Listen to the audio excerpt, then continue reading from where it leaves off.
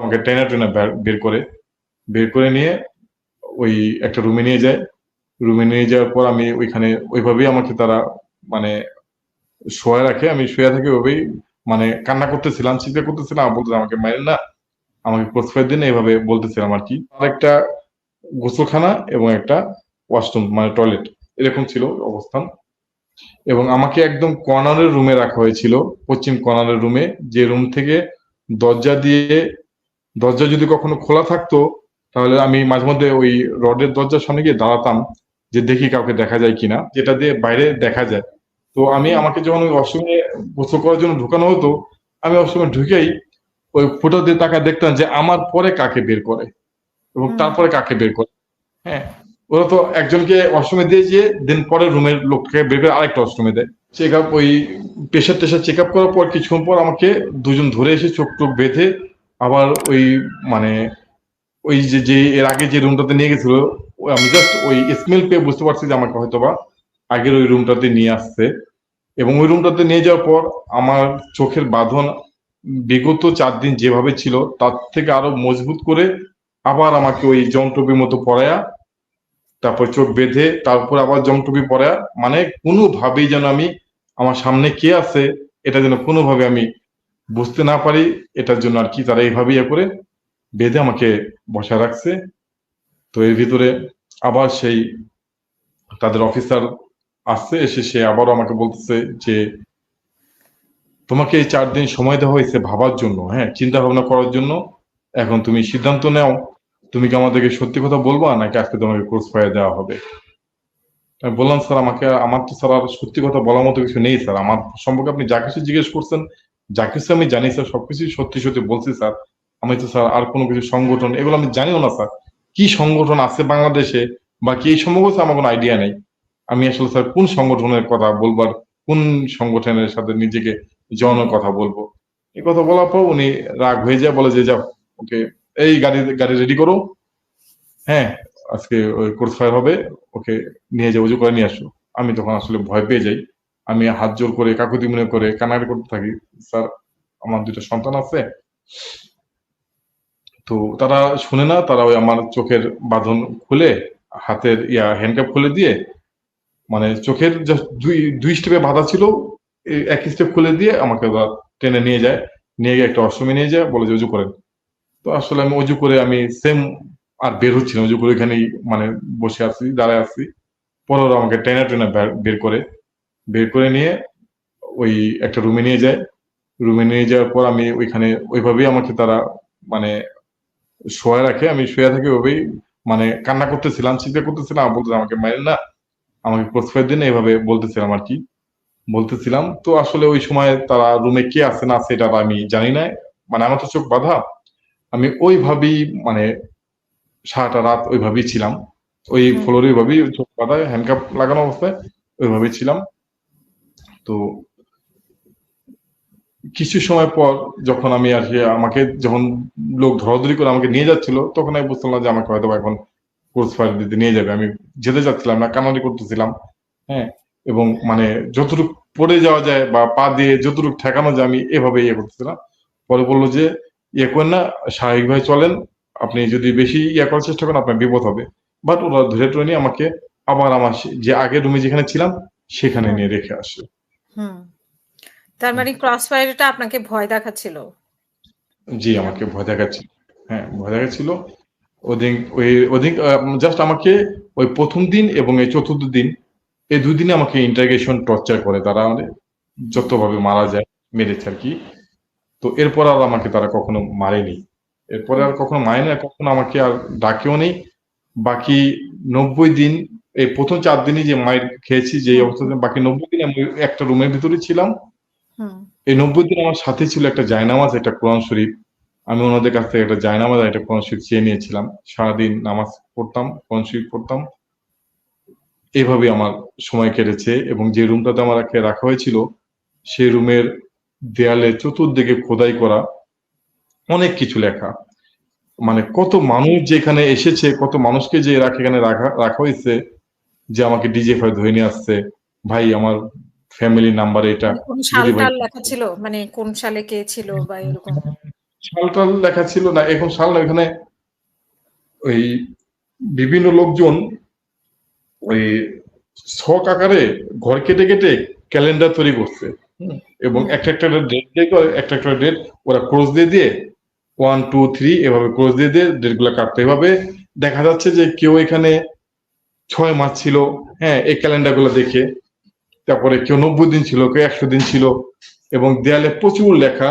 এখানে বাংলাদেশি লোকও ছিল, বিভিন্ন বিদেশি লোকও ছিল, মোস্ট প্রবাবলি আফগানিস্তানের লোক ছিল। হুম, আরবিতে লেখা, উর্দুতে লেখা, বিভিন্ন হুম, লেখা, যেগুলো মোটামুটি পড়তে পারে আর কি। হুম, এবং অনেক ধরনের কাহিনী। একটা সময় এই লেখাগুলো পড়তে পড়তেও আমার টাইম পাস করতাম আমি, হ্যাঁ, আস্তে আস্তে হাঁটতাম আর জিকির করতাম আর দেয়ালে তাকায় তাকায় লেখাগুলো পড়তাম।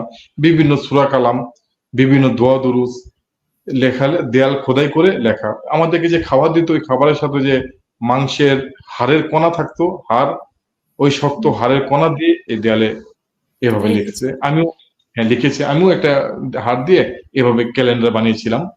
হুম, আমাকে কতদিন লাগতেছে, কবে কবে এনেছে, কদিন আমি এখানে আসছি, এইভাবে আমিও একটা ক্যালেন্ডার, ওই ওনাদের দেখা দেখি আগেও যেভাবে ক্যালেন্ডার বানিয়েছে ওইভাবে আমিও ছক একটা কেটে কেটে ক্যালেন্ডার বানায়। ক্যালেন্ডার বানিয়েছি দেয়ালের ভিতরে। এবং একদিন পাস হতো আর এভাবে একটা করে দাগ দিয়ে আমি ইয়ে করতাম, আমাকে দিনে হিসাব রাখতাম, আজকে হুম, কয় তারিখ বা কত এরকম। তো হুম। আমাদেরকে, আমি, যেহেতু আপনাদের হাতের কাছে কিছুই ছিল না, মানে ঘড়ি-টড়ি কোনো কিছুই ছিল না। তো ওইটাই একটা নিশানা যে কবে আসছি সেখান থেকে ডেট হিসাব। জি জি জি। হুম, তো আমি যে রুমটাতে ছিলাম, আমার রুমের পাশাপাশি আরো 4টা রুম ছিল। হুম, টোটাল 5টা রুম এক সিরিয়ালে। এবং আমাদের পিছনে আরো 5টা রুম ছিল। হুম, ওই অ্যাকোমোডেশনে এই ছিল আর কি রুমের অবস্থা। এবং আমাদের রুম সোজাসুজি একটা ওয়াশরুম ছিল, মানে গোসল করার জন্য একটা ওয়াশরুম এবং টয়লেট করার জন্য একটা ওয়াশরুম, দুটা পাশাপাশি ছিল, একত্রে না আর কি, দুইটার জন্য দুইটা আলাদা দরজা, এরকম আর কি। এবং তার মাঝখানে ছিল দুইটা ইউরিনাল পয়েন্ট, এবং তার এই পাশে আবার আরেকটা গোসলখানা এবং একটা ওয়াশরুম, মানে টয়লেট, এরকম ছিল অবস্থান। এবং আমাকে একদম কর্নারের রুমে রাখা হয়েছিল, পশ্চিম কর্নারের রুমে, যে রুম থেকে দরজা দিয়ে, দরজা যদি কখনো খোলা থাকতো তাহলে আমি মাঝে মধ্যে ওই রডের দরজার সামনে গিয়ে দাঁড়াতাম যে দেখি কাউকে দেখা যায় কিনা। তো ওইখান হুম, থেকে ওই পাশেই ওদের যারা এখানে ডিউটি করে, ওদের স্টাফ যারা, তাদের রুমটা এখানে ছিল।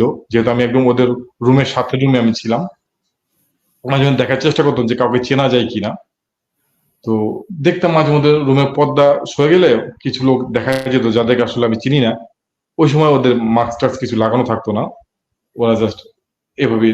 তখন এই ওরা সিভিল মানে ড্রেস, যদি সিভিল সিভিল ড্রেসে, হ্যাঁ, ড্রেসে। যখন, জি সিভিল ড্রেসে, যখনই ওরা আবার বুঝতো যে ওরা আবার যদি মাঝে মধ্যে খেয়াল করে, হ্যাঁ, বা হুম, ওদের আমাকে, আমি রুমে কি করি এটা তো সিসি ক্যামেরাতে মনিটর করতো, যখনই ওরা হুম, কোনোভাবে আমার চোখে চোখ করতো তখন ওরা পর্দাটা লাগাই দিত এবং আমার এসে দরজাটা ভেঙে দিত যাতে আমি ওদের দেখতে না পাই। হুম, হুম, হুম, তো এভাবেই বাকি রুমগুলোতে এই চিৎকার চেঁচামেচি কান্নাকাটি, আল্লাহ আল্লাহ খোদার নাম নেয়া, এরকম মাঝে মধ্যে ওই যে দরজায় ধাপ ধাপ করে তালার ভিতরে বাড়ি দিচ্ছে, এগুলো শব্দ শোনা, এরকম শোনা যেত আর কি। আমাদেরকে প্রতিদিন 4টা টাইম আমাদেরকে রুম থেকে বের করা হতো। ফজরের আজানে কিছু সময় আগে বের করে নিয়ে গিয়ে অজু টজু করাই এনে ফজরের নামাজের জন্য, তারপরে জোহরের নামাজের 1 ঘন্টা আগে, হুম। আসরের নামাজে কিছু সময় আগে এবং এশার নামাজে কিছু সময় আগে, এই 4টার সময় আমাদেরকে ওয়াশরুমে যাওয়ার জন্য এবং অজু করার জন্য রুটিন শুধু ওয়াইজ বের টয়লেটে, করতো। টয়লেটে শুধু। জি মানে টয়লেটে বাথরুমে ইয়ে অজু করার জন্য বা ইয়ে করার জন্য। জি। এই ছাড়া তো আপনাদের তো কারো সাথে দেখা মানে কোনোদিন কারো দেখা হয়নি। শুধু আওয়াজ শোনা। জাস্ট অনুভব করতে পারতাম যে হ্যাঁ পাশের রুমগুলোতে লোক আছে। তো এই 4টার সময় বেরোতো। আর যদি ইমার্জেন্সি কাউকে ওয়াশরুমে যাওয়ার প্রয়োজন হতো, সে ওই দরজার এখানে ওই তালার ভিতরে জোরে জোরে বাড়ি দিলে শব্দ হতো, দেন ওরা লোক এসে তার কি জন্য বাড়ি দিচ্ছে বা কি সমস্যা, তাকে সেভাবে সেটা সলভ করার চেষ্টা করতো আর কি। হুম, তো এভাবে আমার এই পাশে যে 5টা রুম আছে সেটা বুঝতে পারলাম আমাকে যখন আস্তে আস্তে অনেকদিন ওইখানে হয়ে গেল, চোখ বাঁধতো যখন, তখন ওই চোখের ওই বাঁধনের নিচ দিয়ে খেয়াল করে বুঝতে পারতাম যে নিচে কিছু দেখা যাচ্ছে। যাওয়ার সময় মানে দেখতাম যে বাকি দরজাগুলো লাগানো এবং হুম, দরজার নিচ দিয়ে লাইট জ্বলতেছে, আলো দেখা যাচ্ছে। হুম, এরকম আরো 4টা রুম এবং এই লাইন সোজাসুজি যে ওয়াশরুমটা গোসলখানা, প্রতিটা গোসলখানাতে আবার একটা ইয়া ফুটা করা আছে যেটা দিয়ে বাইরে দেখা যায়। তো হুম, আমাকে যখন ওই ওয়াশরুমে গোসল করার জন্য ঢুকানো হতো, আমি ওয়াশরুমে ঢুকেই ওই ফুটা দিয়ে তাকায় দেখতাম যে আমার পরে কাকে বের করে এবং হুম, তারপরে কাকে বের করে। হ্যাঁ, ওরা তো একজনকে ওয়াশরুমে দিয়ে যেয়ে দেন পরের রুমের লোককে বের করে আরেকটা ওয়াশরুমে দেয়। তাকে হুম, দিয়ে আবার দেন পরের রুমের লোকটাকে বের করে আরেকটা ওয়াশরুমে দেয়। এভাবে ওরা টার্নওভার করে একজন পর একজন দেয়। তো আমি আমারটাতে ঢোকার পরে আমি জাস্ট ফুটাতে দেখতেছিলাম যে কাকে দেখা যায়। তো তখন আমার মনে হলো যে এই এই যে লেফটেন্যান্ট কর্নেল হাসিনুস স্যার, হুম, যিনি আয়নাঘরে বন্দী ছিলেন আরকি, আমি হুম, সম্ভবত ওনাকে দেখতে পেয়েছিলাম। বড়, বড় চুল, দাড়ি-টাড়ি অনেক বড়, বড়। আমি আসলে ওনাকে হুম, হুম, ভয় পেয়ে গেছি যে উনারা না কতদিন যাবৎ এখানে আছে, এই অবস্থাতে আছে। তো সেম সবসময় যে আমাকে আমার রুমে সোজাসুজি যে ওয়াশরুমে সেটাতে নিত, ব্যাপারটা এরকম না। আমাদের রুমের পিছনে আর ৫ টা রুম আছে যে ওইখানে সোজাসুজি যে ওয়াশরুম আছে আমাকে ওইখানেও মাঝে মধ্যে নিয়েছে। ওইখান থেকে আমি ওই ওয়াশরুমের ফুটা দিয়ে দেখতে পাইছি যে ওইখানে আরো পিছনে আর ৫ টা রুম আছে। আচ্ছা, হুম। এইভাবে ৯৪ দিন তারা আমাকে সেখানে রাখে। ২০১৯ সালের মে আপনার মাসের খাওয়া-দাওয়া কিরকম দিত? মানে খাওয়া-দাওয়ার আপনি তো বলছেন যে আর্মিদের টাইমটা তারা মেইনটেইন করত। কিন্তু খাওয়ার আইটেম গুলো কিরকম ছিল? ওই ৩ টা টাইমের বাইরে কোনো খাবার খাবার-দাবার ছিল না আপনাদের কাছে? না, না, না, বাইরে কোনো খাবার-দাবার না। পার্সোনালি কোনো ওরাই খাবার না, রাখেনি না, ওরা? পার্সোনাল খাবার কে দিবে? কোথা থেকে দিবে? মানে এটা তো কোনো চান্স নেই। মানে ওরাও কিছু দিত না এক্সট্রা ওই ৩ টাইমের বাইরে? না, না, না। ওই শুধু ৩ টাইমের বাইরে ওরা না, কোনোভাবেই না। তো এর মাঝে আমাকে পহেলা বৈশাখে তারা একটু মানে একটু ভালো খাবার পরিবেশন করেছিল। যে একটা মাছ ভাজা দিয়েছিল, চিংড়ি মাছের ভর্তা দিয়েছিল, তারপরে ডিম ভর্তা দিয়েছিল পয়লা বৈশাখে আমার মনে আছে ১৪ই এপ্রিল সেদিন। আর ২৬শে মার্চ তারা একটু ভালো খাবার পরিবেশন করছিল। হুম। পোলাও, গরুর গোশ, মুরগির গোশ এগুলো দিয়ে আরকি। এই ২ টা খাবারের কথা আমার খুব ভালো করে মনে আছে এবং এই ২ টা দিন হয়তো বিশেষ দিন ছিল যার দরুন তারা এই খাবার পরিবেশন করছে আরকি। তো এভাবেই নরমালি কি দিত? নরমালি কি ভাতের সাথে কি দিত আপনাদেরকে? ভাতের সাথে ডিম, কখনো ডিম, কখনো মুরগির মাংস, কখনো মাছ, মাঝে মধ্যে গরুর মাংস। মানে পরিমাণে খুবই সামান্য আরকি। এগুলো দিয়েই খেতাম। ১ম ১ সপ্তাহ ১০ দিনের মতো আসলে ওদের খাবার খেতে পাইনি। হুম। খাবার খেতে কষ্ট হতো। পরবর্তীতে এগুলাই আল্লাহর নিয়ামত মনে করে অভ্যাস হয়ে গেছে। খাওয়া শুরু করেছি। তারপর ৯৪ দিন শেষে? ওই অ্যাডজাস্ট ফ্যান যেটা, সেটা ১ম ১০ দিন প্রচুর বিরক্ত লাগতো। প্রচুর বিরক্তকর ছিল। এখনো শরীরে ব্যথা, জ্বর, কান্নাকাটি এবং তার সাথে এত উচ্চ শব্দে এটা ইয়ে করতো। সবকিছু মিলে মানে মানে খুবই যে কোথায় আছি আমি? এটা কবর নাকি? বাট একটা সময় সেই অ্যাডজাস্ট ফ্যানটাকেও নিয়ামত মনে হইতো যে ওইটা না ছাড়লে আর ভালো লাগতো না। ওইটা না ছাড়লে রুমের ভিতরে প্রচুর গরম হয়ে যেত। গরম, গরম তৈরি হতো এবং ঘেমে-টেমে মানে অস্থির হয়ে যেতাম। একটা সময় ওই যখন ওইটা ছাড়তো তখন ভালো লাগতো আরকি। তখন একটু ওইটাও কি বাতাস ওরা পেতাম। টাইমলি ছাড়তো নাকি আপনাদের উপর ডিপেন্ড করত যে আপনারা আসলে এটা ছাড়বেন? আমরা বলার টলার কোনো কিছু না। ওদের মন মতো ওরা ছাড়তো, ওদের মন মতো ওরা বন্ধ করত। বন্ধ করত। এটা আসলে আমার বলার কিছু ছিল না। আমরা কাকে বলব? হ্যাঁ? আমরা ওই যে যদি বলি যে মানে গরম লাগতেছে বা কোনো কিছু, আমরা ওই দরজা যদি কখনো ওই বাড়ি দেই দরজাতে, ওরা ওই মাস্ক-টাস্ক লাগায় সামনে আসে, আইসা ধমকের স্বরে বলে, "কি হইছে? কি এখন?" যদি বলি যে ওই যে অ্যাডজাস্ট ফ্যানটা ছাড়েন বা কোনো কিছু, তখন বলে যে মানে খুব আরাম বেশি হয়ে গেছে আপনাদের নাকি? এভাবে তারা কথাবার্তা বলতো আরকি। খুব হুম, বাজে ব্যবহার করত।